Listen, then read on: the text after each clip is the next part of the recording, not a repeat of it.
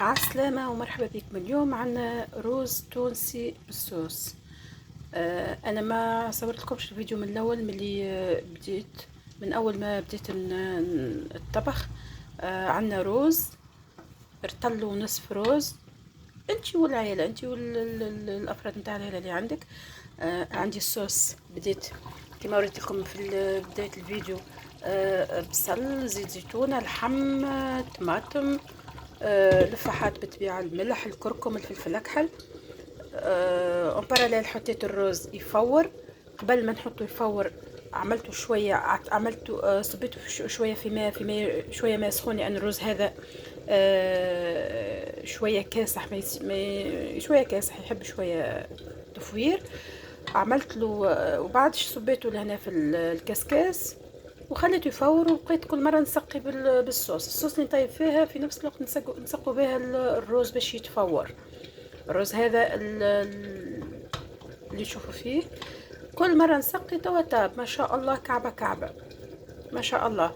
عندنا توا أنا باش نقص عليه هذا تاب، وفي نفس الوقت باش ما تنسوش باش تعملوا الملح للرز. الرز اللي يفور هذا لهنا اوكي. الصوص هذيك بالطبيعه عليها الملح، والرز لهنا نصبوا له الملح باش ما يجيناش مسوس.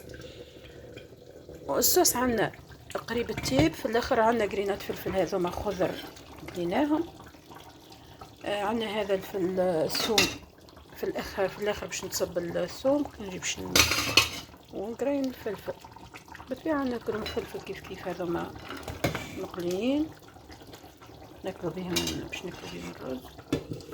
وهذا الرز عندنا طاب، انا تو باش نقص عليه الرز طاب. وعندي الصوصة باش نرمي لها الثوم وقرن الفلفل في الاخر، ونقص عليها ونسقي وناكلو.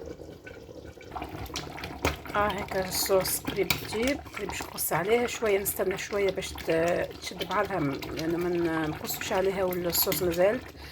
الصوص شويه 5 دقائق نقصوا عليها باش تشد روحها شويه، مش معناتها تكون جاريه، لأن صوص المقارونة جينيرالمون الصوص هذه نفسها نجمو نعملو بها المقارونة، نجمو نغلو المقارونة ونسقو بها المقارونة.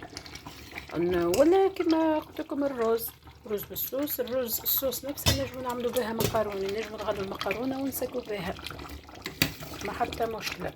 عنا هوني بطاطا طابت، اللحم طاب، بقى كان شوية ثوم، نرمي الثوم وقرن الفلفل ونقص عليها.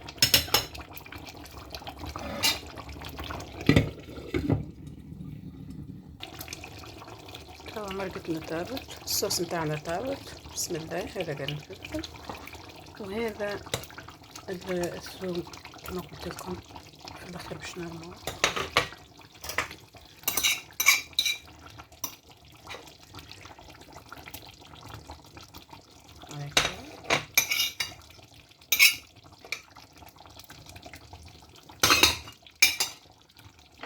رمينا الثوم، الصوص على ثومها.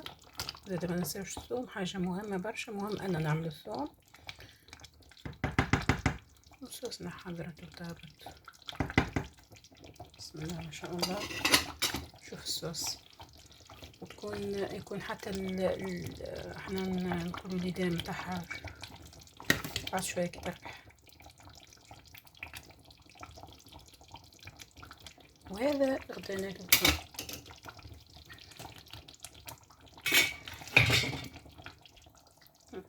صوصنا طابت، عملنا هذا غدايا بالطبيعة مع السليطة،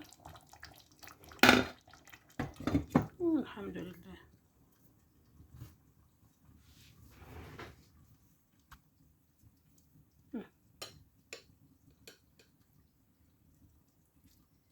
بطاطا طايبة،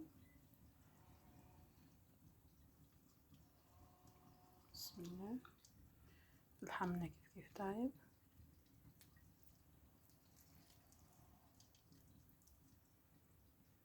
هذاك قرين فلفل مقلي لازم مع السباجيتي، مع الرز، هذا لازم شويه مقلي. بسم الله.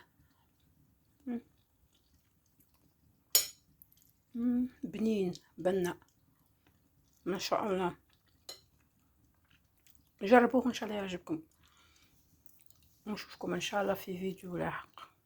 بسلامة.